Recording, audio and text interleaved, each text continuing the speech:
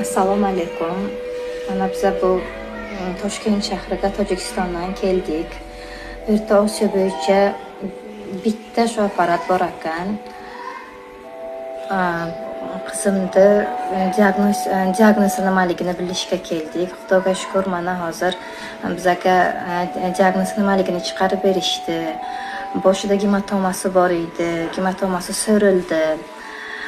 Mirovozreniyasi kengaydi, gapirishlari ancha, so'zlari ko'paydi, yurishlarida muammo bor edi, yurishi to'g'rilandi, qomati tiklandi.